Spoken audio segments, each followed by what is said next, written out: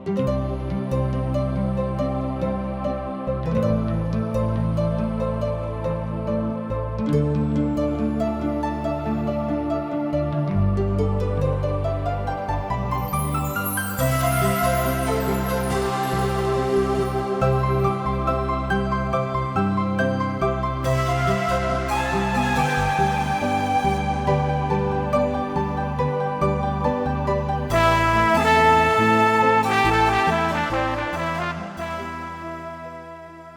सब TWR द्वारा प्रस्तुत कार्यक्रम जिंदगी की राह देख रहल बानी।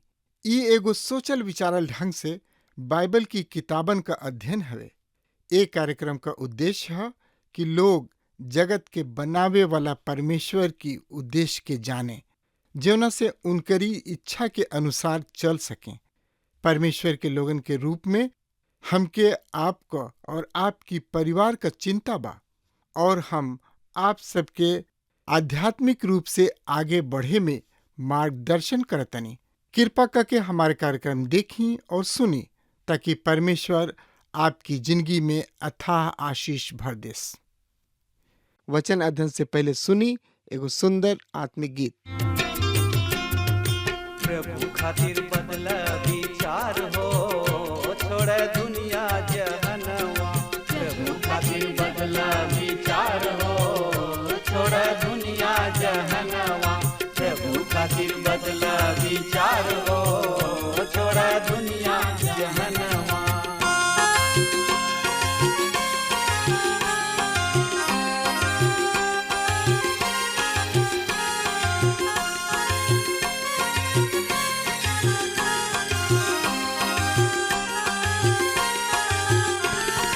मनवा बदल बात बड़ा सुख पैबा। मनवा बदल बात बड़ा सुख पैबा। नाही त पीछे तू नरक में जइबा। नाही त पीछे तू नरक में जइबा। नाही त पीछे तू नरक में जइबा। सरग के खुलल बा दरबार हो, छोड़ दुनिया जहनवा। सरग में खुलल बा दरबार हो, छोड़ दुनिया जहनवा। प्रभु खातिर बदला विचार हो, छोड़ दुनिया जहनवा।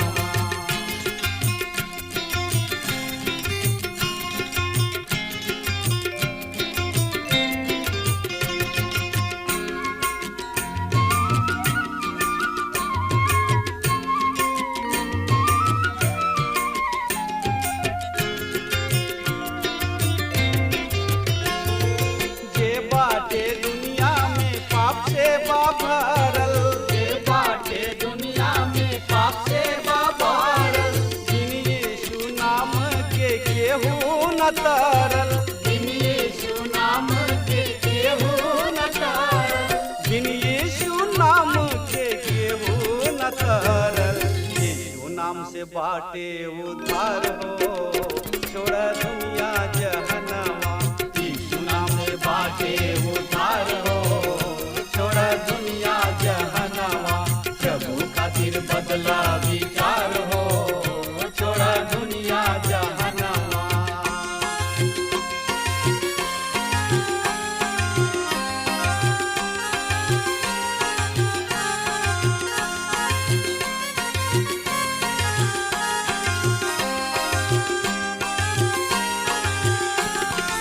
जब रउआ चाहिले जिंदगी सुधारे।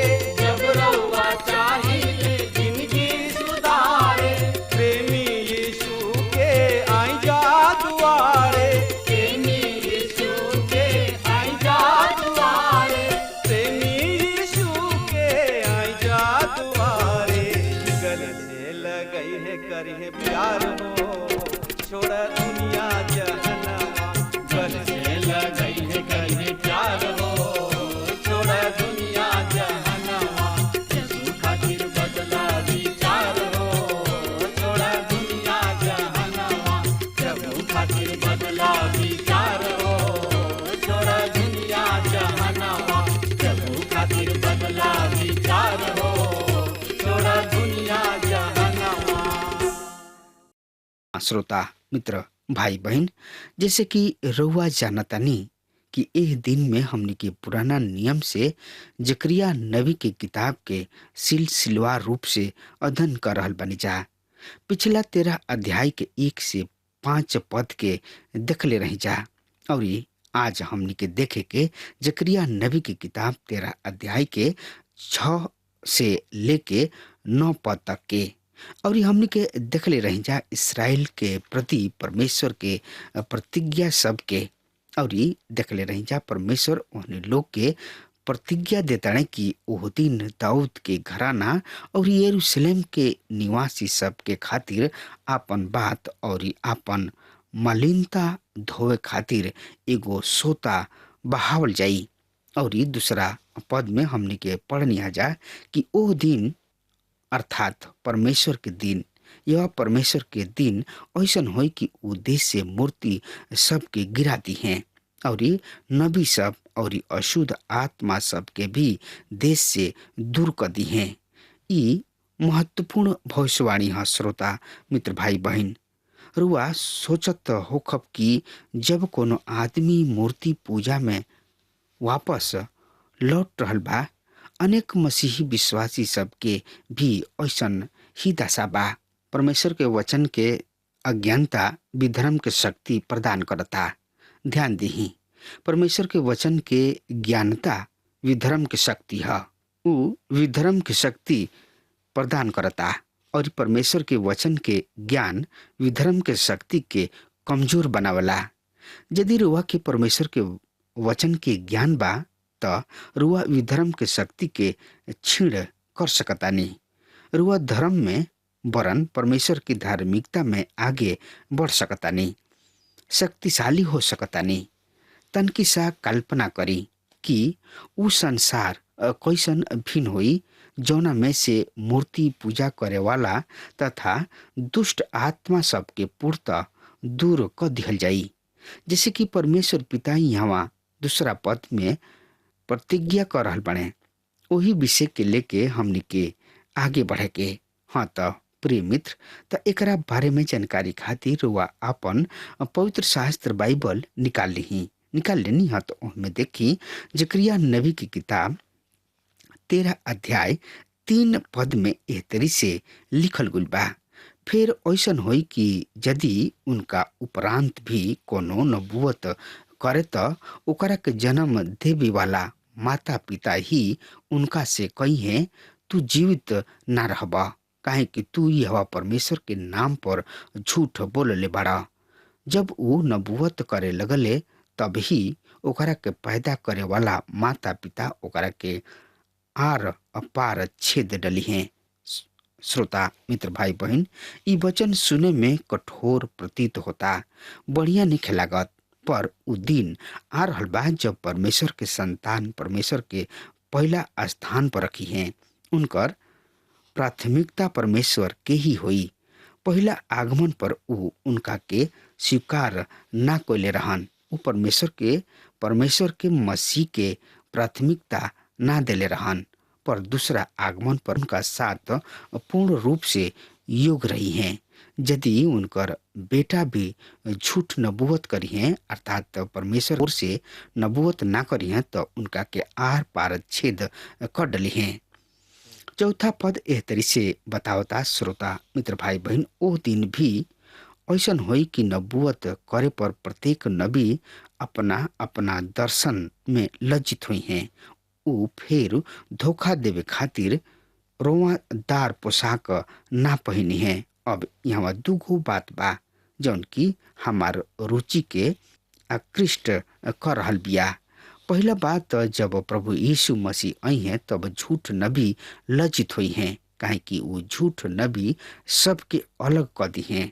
दूसरा बात, वो फिर धोखा देवे खातिर रोवादार पोशाक ना पहनी है। मित्र, नबी जौन की कपड़ा पहिरत रहन भेड़ बकरी अथवा ऊंट के खाल से बनल रहत रहे। ई विशेष करके कपड़ा होत रहे जौना से ई पहचान होत रहे कि ई आदमी परमेश्वर के नबी हवे। नबी लोग एह तरीके कपड़ा पहन के झूठ नबूवत करे लागत रहन और ई लोगन के धोखा देत रहन। पर जब प्रभु यीशु मसीह अइहे त ऊ रोवादार पोशाक पहन के लोगन के बहकावल छोड़ दी हैं। श्रोता मित्र भाई बहन, ई सही में खाल में बनल तबादा होत रहे और ई पहचान होत रहे कि ई आदमी परमेश्वर के नबी हमें। वो दिन झूठ नबी के आत्मा ग्लानि हुई कि ऊ परमेश्वर के सच्चा नबी के नकल क के उनका लोगन के धोखा दिहले। तब वो 5वां पद में हमनी के पढ़नी जा, पर हर एगो कहिए हम नबी ना किसान हई, काहे कि कोनो मनुष्य हमरा के जवानी ही में दास होके के खातिर बेच देले रहन।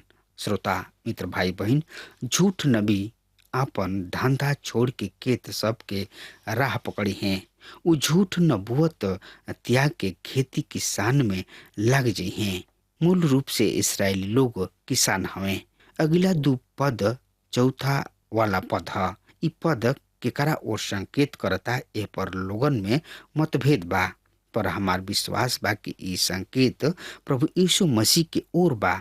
6वां पद, तब कोनो उनका से पूछी है, तोरा बाही के बीच ई घाव कैसे भइल? उ जवाब दिए, ई घाव हमरा दोस्त के घर में लागल रहे। श्रोता मित्र भाई बहन, तब उनका पर आत्मा उजलल जाई।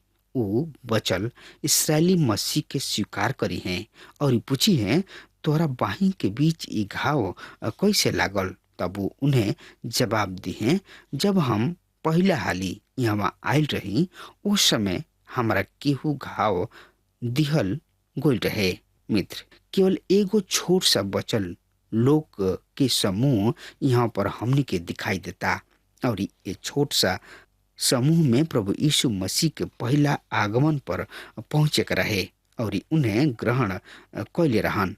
वही तरी उनका दूसरा आगमन पर भी केवल एगो बचल लोग के छोट सा समूह उनका के ग्रहण करी। यहाँ तक कि केहू उनका से पूछी, ई दर्शाई कि बचल लोग के प्रतिनिधि उनका से ई सवाल करी हैं, जैसे कि पतरस अन्य चेलन के ओर से ई कहले कि तू मसीह हवा, तू जीवित परमेश्वर के बेटा मसीह हवा। वही तरी से ई वचन लोग के कोनो प्रतिनिधि प्रभु यीशु मसीह से ई सवाल करी हैं कि तू के हवा? ई घाव तोहरा के दिहल? कैसे लागल? विश्व के सबसे महान त्रासदी ई बा कि ऊ अपना में अइले और उनकर आपन उनका के स्वीकार ना कइलेस। दूसरा कुरिन्थियों 3 अध्याय 14-15 में प्रेरित पौलुस कहताणे, पर उनकर मन कठोर हो गईल, काहे कि आज भी ये पुराना वाचा के पढ़त समय उहे पर्दा पड़ल रहेला, काहे कि ऊ केवल मसीह में हटावल जाला। आज के दिन जब कभी मूसा के किताब पढ़ल जाला तो उनकर दिल पर पर्दा पड़ल रहेला। श्रोता मित्र भाई बहन, ध्यान दही, उनकर दिल पर पर्दा पड़ल रहे, पर जब उनकर दिल परमेश्वर के साथ एक स्वर बा, वो उनका ओर फिर सकत रहन। ध्यान दही, जब तक राउर दिल परमेश्वर के साथ एक स्वर ना होला और वह परमेश्वर के ओर नहीं फिर सकत, और जब उनकर दिल परमेश्वर के साथ एक स्वर होई, उ परमेश्वर के ओर फिर सकी हैं। उ केवल उनका खातिर अजनबी हमें, जौन की उनका के एगो उद्धारकर्ता के रूप में न जनी है। अन्यथा परमेश्वर उनका सब कर आपन परमेश्वर हमें, जौन की उनका के उद्धारकर्ता के रूप में जानतानी जा। जकरिया नबी यह कहताने कि उनका पहला आगमन पर वो उनका के ना जानले। ऐसे प्रभु यीशु मसीह के पहला आगमन तथा द्वितीय आगमन के बीच असाधारण विरोधाभास बा। छुटकारा उनका पहला आगमन के उच्च व मुख्य शब्द है तथा प्रकाशमान उनका दूसरा आगमन के मुख्य शब्द है। आगमन पर मेल मिलाप अर्थात समाधान रहे और दूसरा आगमन पर पहचान अर्थात स्वीकृति हुई। पहला आगमन पर देह धारण रहे और दूसरा आगमन पर आत्मीकरण होई। पहला आगमन पर एगो रहस्य रहे और दूसरा आगमन पर प्रकटीकरण हुई। पहला आगमन पर प्रायश्चित रहे और दूसरा आगमन पर उद्घोषणा हुई। जैसे कि अद्भुत चित्र बा ई प्रभु यीशु मसीह के तब 7वां पद के देखी श्रोता मित्र भाई बहन, सेनाओं के यहोवा परमेश्वर के ई वाणी है, हे ताकतवार यहोवा हमार चरवाहा अर्थात हमार ठहरावल गुल चरवाहा के विरुद्ध अर्थात ओ मनुष्य के विरुद्ध उठ जौन के हमार सहयोगी है। चरवाहा के मार जौना से भेड़ तितर बितर हो जाए। तब हम छोटू के विरुद्ध अपन हाथ चलाइब। मित्र, ई वचन प्रभु यीशु मसीह के पहला आगमन के संदर्भ में जब उन्हें क्रूस पर चढ़ावले और चढ़ा के मार दिहल गुले उस समय के संदर्भ में बा। यहाँ बोले वाला परमेश्वर हमें और जेकरा खातिर ई वचन बोलल गुल बा उ मसीह अभिव्यक्ति है। चरवाहा के मरले जौना से भेड़ तितर बितर हो जाए। ई वचन प्रभु यीशु मसीह के संदर्भ में बा, काहे कि प्रभु जी खुद अपना संदर्भ में अंतर्गत कल गुल बा।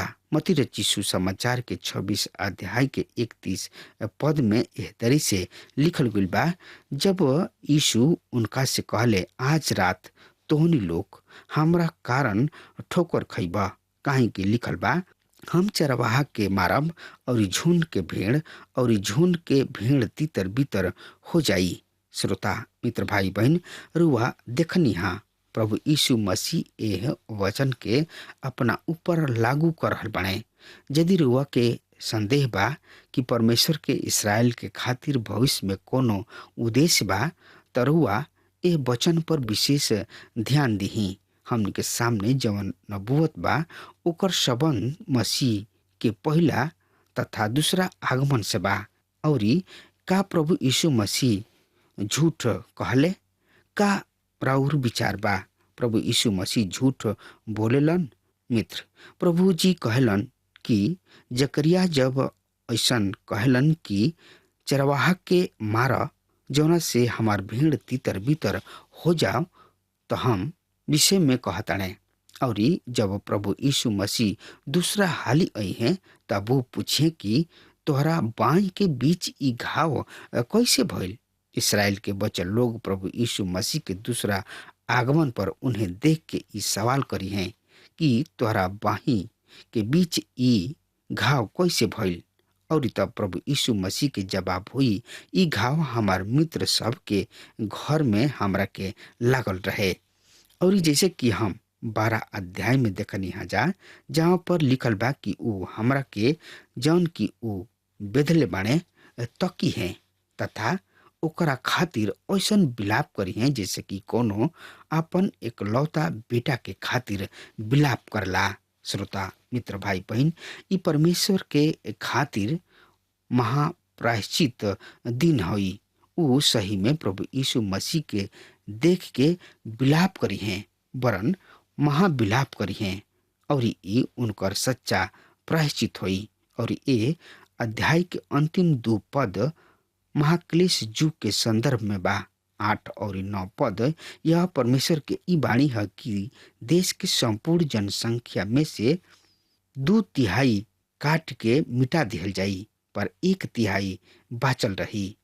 ओ 1/3 के लोग के हम आग में डाल के ऐसन शुद्ध करब जैसे कि चांदी के कोल जाला, और ऐसन परखब जैसे कि सोना परखल जाला।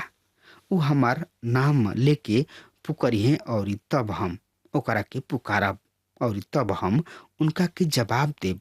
हम कहब उ हमार लोग हमें, उ कहिए यह परमेश्वर हमें। मित्र, ई ओ बचल लोगन के संदर्भ में बा जौन की मसीह से ई पूछिए कि तोहर हाथ में ई घाव कहवा से लागल हा।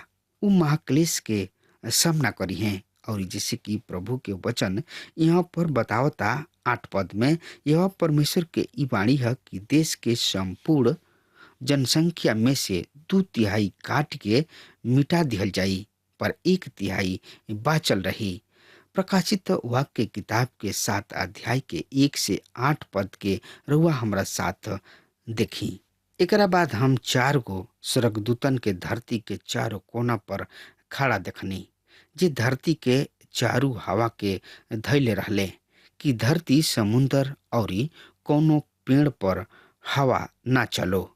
हम एगो स्वर्गदूत के जियत परमेश्वर के मोहर लिहले पूरब से ऊपर आवत देखनी, औरी चारू स्वर्गदूतन से जिनका के धरती औरी समुद्र के नुकसान पहुंचावे के अधिकार दिहल गइल रहे, जोर से चिल्ला के कहले, जब तकले हम अपना परमेश्वर के दास लोग के माथा पर मोहर ना लगा ली, तबले धरती, समुद्र चाहे पेड़ के नुकसान जन करीह।